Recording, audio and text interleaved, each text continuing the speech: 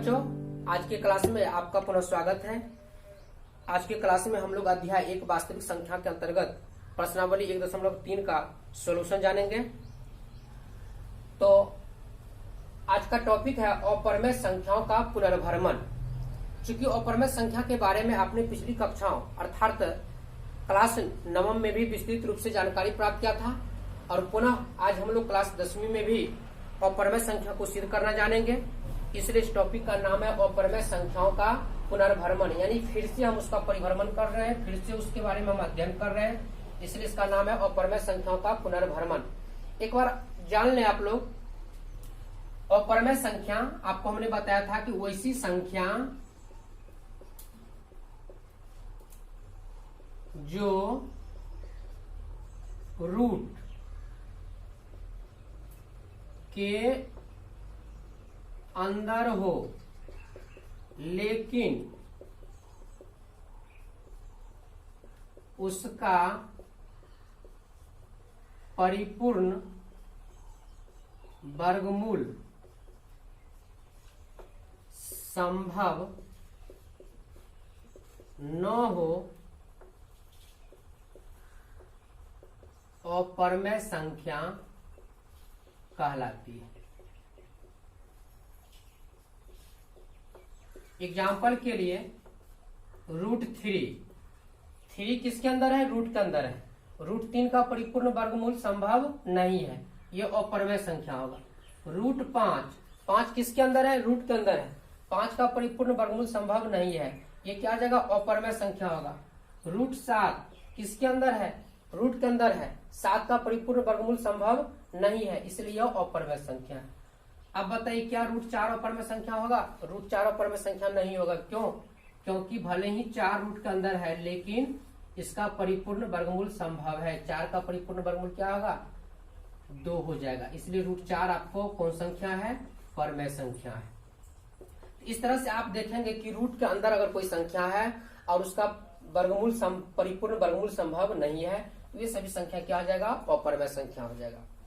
अब हम लोग जानते हैं परिमेय और अपरिमेय संख्या के बीच संबंध। परिमेय संख्या एवं अपरिमेय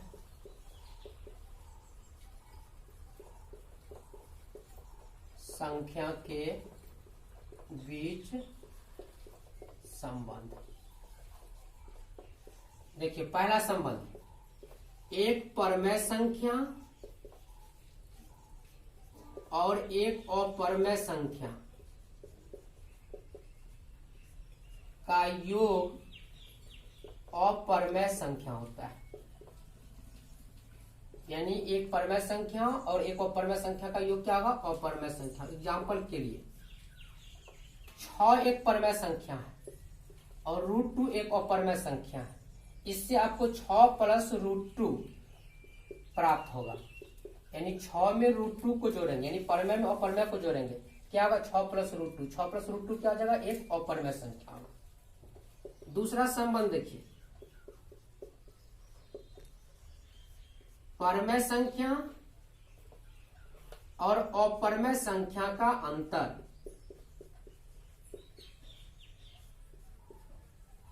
क्या होगा? अपरिमेय होगा।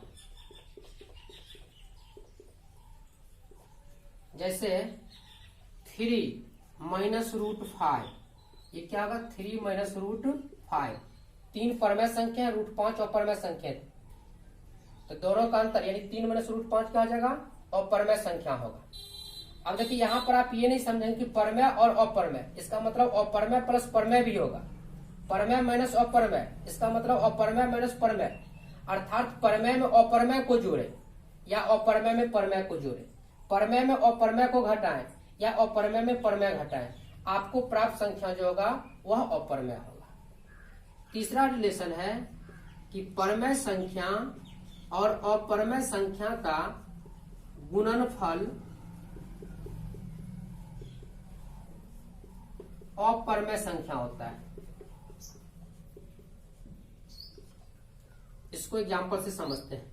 जैसे 2 एक परमेय संख्या है, √3 एक अपरमेय संख्या है, इसको गुना करेंगे तो प्राप्त गुणनफल 2√3 कौन संख्या होगा? अपरमेय संख्या होगा। फिर परमेय संख्या और अपरमेय संख्या, इसका भागफल जो होगा वो भी अपरमेय संख्या होगा। एग्जाम्पल के लिए जैसे एक परमेय संख्या है, इसमें हम √2 से भाग करते हैं तो ये आपको 1/√2 प्राप्त होगा। यानी परमेय और अपरमेय का भागफल क्या होगा? अपरमेय होगा। इस आधार पर परमेय और अपरमेय संख्याओं के बीच में आपको 4 संबंध होता है। पहला संबंध क्या होता है कि एक परमेय और एक अपरमेय संख्या का योगफल अपरमेय होता है। दूसरा संबंध क्या है? परमेय और अपरमेय संख्या का अंतर अपरमेय होता है। तीसरा है परमेय और अपरमेय संख्या का गुणनफल अपरमेय होता है। और चौथा है परमेय संख्या और एक अपरमेय संख्या का भागफल अपरमेय संख्या होता है। अब इसके बाद हम लोग प्रश्नावली 1.3 में जो प्रश्न दिया गया है उसका सत्यापन को हम लोग जानेंगे। पहला क्वेश्चन है, सिद्ध करें कि √5 एक अपरमेय संख्या है। क्वेश्चन नंबर 1,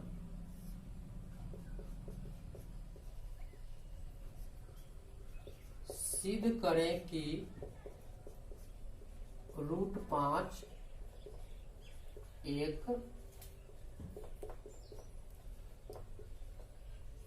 अपरमेय संख्या। देखिए, इसको सिद्ध करने के लिए हम इसका विपरीत मान लेंगे, यानी अपरमेय का विपरीत क्या होता है? परमेय। माना √5 एक परमेय संख्या है, इसलिए परमेय संख्या की परिभाषा से क्या हो जाएगा? √5 बराबर P/Q, जहां P और Q दो पूर्णांक है। Q इक्वल नॉट 0, यानी Q हर 0 नहीं है, एवं P तथा Q में उभयनिष्ठ गुणनखंड कितना है? 1 है। ये होता है परमेय संख्या का परिभाषा। परमेय संख्या की परिभाषा से √5 बराबर क्या होगा? P/Q। दोनों तरफ वर्ग करने पर, दोनों तरफ वर्ग इसलिए कर रहे हैं ताकि √5 जो है वो रूट से बाहर आ जाए। क्या आ जाएगा? यह √5 का होल स्क्वायर बराबर P/Q का होल स्क्वायर, यानी ये हो जाएगा 5 बराबर P²/Q²। अब इसमें से एक Q को हम इधर लाते हैं तो 5Q बराबर क्या आ जाएगा? P²/Q। अब यहां पर क्या देखते हैं, चूंकि Q एक पूर्णांक है, अतः 5Q भी पूर्णांक होंगे, लेकिन P²/Q एक भिन्न है, जिससे विरोधाभास प्रतीत होता है।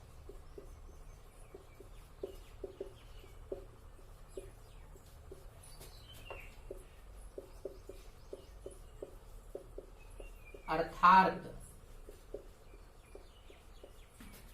हमारी मान्यता गलत है।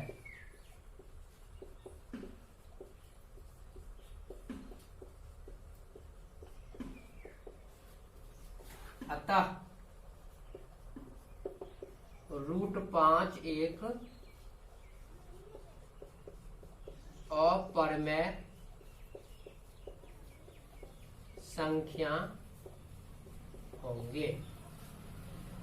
यहां पर हम क्या देखते हैं, क्यू एक पूर्णांक है, इसलिए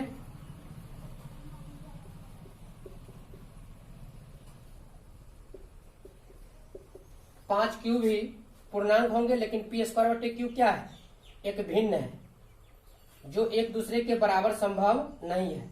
यानी इस समीकरण से हमें पता चलता है कि ये दोनों एक दूसरे के बराबर नहीं होगा, यानी विरोधाभास प्रतीत होता है। अर्थात हमारी मान्यता क्या है, गलत। हमारी मान्यता क्या थी कि √5 एक परमेय संख्या है। जब मान्यता गलत हो गया तो परमेय का विपरीत क्या होता है, अपरमेय, यानी अतः √5 क्या हो जाएगा, अपरमेय संख्या होगा। ये हुआ क्वेश्चन नंबर 1 का सोल्यूशन। हम लोग क्वेश्चन नंबर 2 की ओर चलते हैं। क्वेश्चन नंबर 2 है, सिद्ध कीजिए कि 3 + 2√5 एक अपरमेय संख्या है। लेकिन इसको सिद्ध करने से पहले आप याद रखने योग्य 2 बातें हमने बोर्ड पर लिख दिया है, थोड़ा इसको भी आप ध्यान में रखेंगे। वैसे इसके बारे में आप पहले भी पढ़ चुके हैं। परमेय संख्या का व्यापक रूप जो होता है P/Q होता है, जहां P और Q क्या होगा, 2 पूर्णांक होगा। Q जो है वो 0 नहीं होगा। P और Q में उभयनिष्ठ गुणनखंड क्या होगा, 1 होगा। और दूसरी बात याद रखेंगे, अपरमेय संख्या का व्यापक रूप जो होता है √P होता है, जहां P क्या होगा, पूर्ण वर्ग संख्या नहीं होगा। पूर्ण वर्ग संख्या का तात्पर्य होता है कि वैसी संख्या जिसका परिपूर्ण वर्गमूल संभव है। जैसे 1 का वर्गमूल पूरा पूरा निकल जाएगा, 4 का वर्गमूल पूरा पूरा निकल जाएगा, 9 का वर्गमूल पूरा पूरा निकल जाएगा। देखिए 1 का वर्गमूल कितना होता है, 1। 4 का वर्गमूल कितना होता है, 2। उसके बाद 9 का वर्गमूल कितना होता है, 3। 16 का वर्गमूल 4।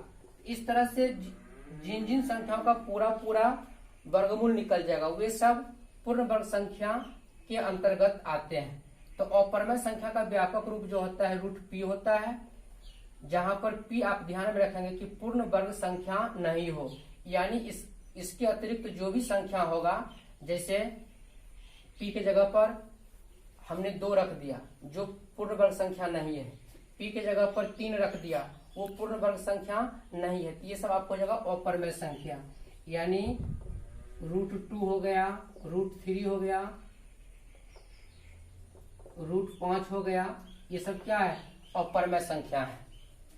तो चलते हैं हम लोग क्वेश्चन नंबर 2 की तरफ। क्वेश्चन नंबर 2 है, सिद्ध कीजिए कि 3 + 2√5 एक अपरमेय संख्या है। इसका सत्यापन कैसे होगा, चलिए इसको भी हम विपरीत मानेंगे। 3 + 2√5 अपरमेय संख्या सिद्ध करना। अपरमेय संख्या का विपरीत क्या था, परमेय। तो माना 3 + 2√5 एक परिमेय संख्या है।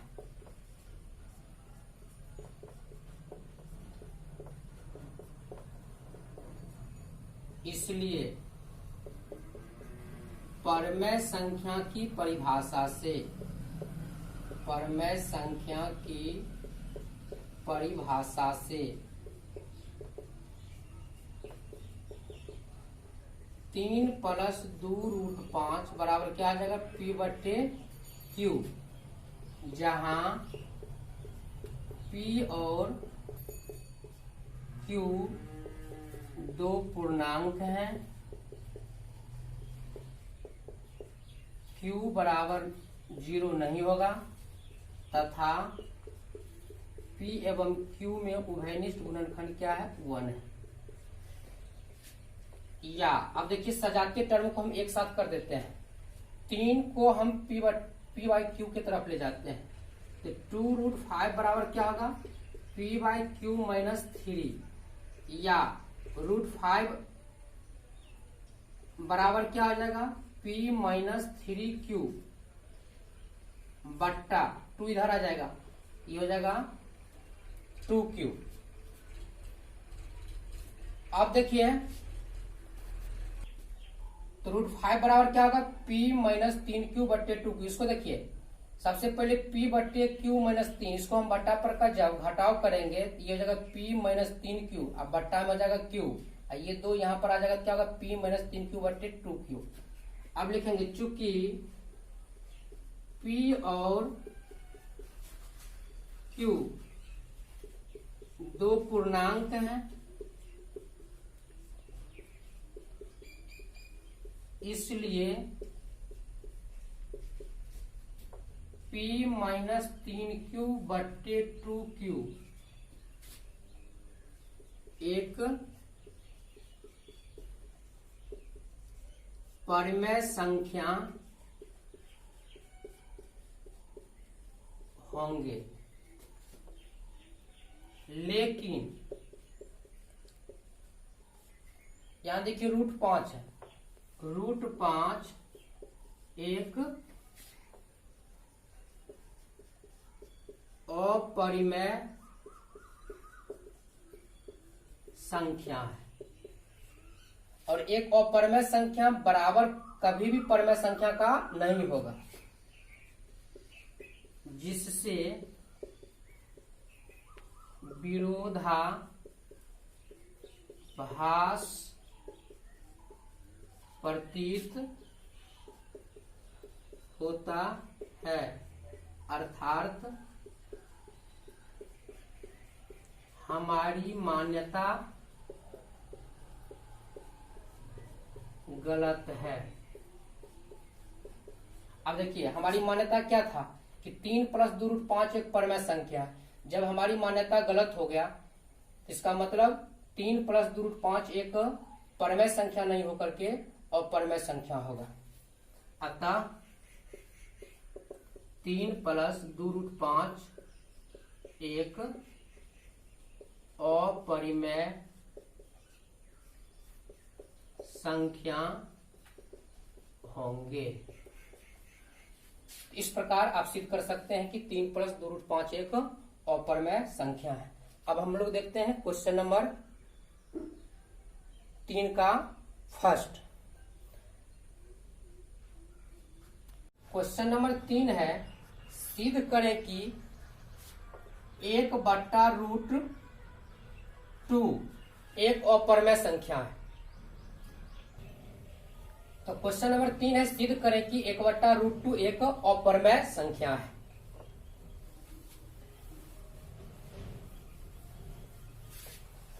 देखिए इसको कैसे सिद्ध करेंगे, इसको भी हम उसी तरह से विपरीत मानेंगे।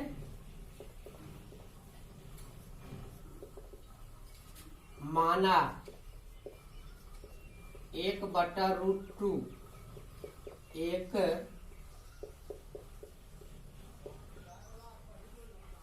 परिमेय संख्या है, इसलिए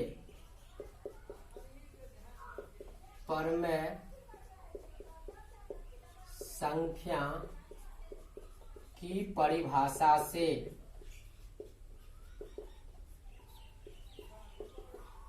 1/√2 बराबर क्या होगा, P/Q, जहां P और Q दो पूर्णांक हैं।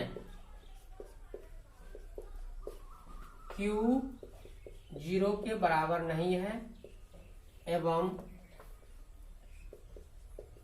P तथा Q में उभयनिष्ठ गुणनखंड कितना है, 1 है, यानी P इंटरसेक्शन Q इक्वल 1।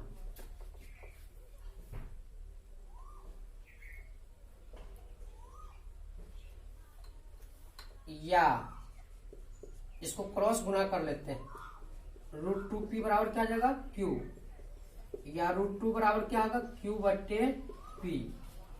अब लिखेंगे चूंकि P और Q दो पूर्णांक हैं, इसलिए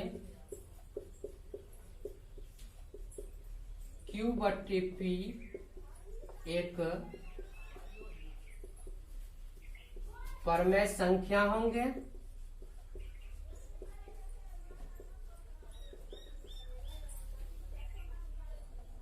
लेकिन √2 एक अपरिमेय संख्या है जिससे